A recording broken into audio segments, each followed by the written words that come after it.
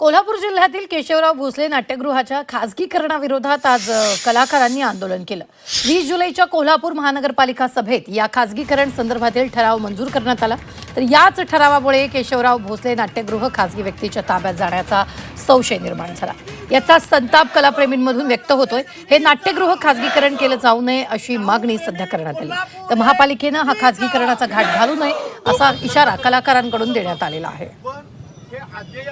त्या सगळ्या ह्याच्यामध्ये त्यांनी शेवटी असं सांगितलं की महापौर बोलल्यानंतरचा प्रोटोकॉल माहिती नाही का तुम्हाला? आता याच्यानंतर कुणीही बोलायचं नाही, त्याच्यावरती ती चर्चा संपलेली आहे। चर्चा पूर्ण झालेली नाही। त्या दिवशी पण तुम्हाला माहिती असेल तर मीडियामध्ये तुम्ही पण लावलेलं नाहीये, त्याची सगळी आकडेमोड आम्ही जाहीर केलेली आहे। मी स्वतः बोललेलो आहे त्याच्यात 1,09,00,000चा जो तुम्ही खर्च दाखवलेला आहे तो चुकीचा आहे। त्याच्यातलं जे इन्कम तुम्ही दाखवताय ते 3 वर्षापूर्वीचे इन्कम दाखवताय। आत्ताचा इन्कम आणि आत्ताचा खर्च जर मांडला तर ते आत्ताही महानगरपालिकेने चालवलं तरी सुद्धा प्लस मध्ये जाणारी गोष्ट आहे। अशी गोष्ट तुम्ही प्रायव्हेटायझेशन करून कोणाच्या तरी कशात का घालताय, हा आमचा प्रश्न आहे।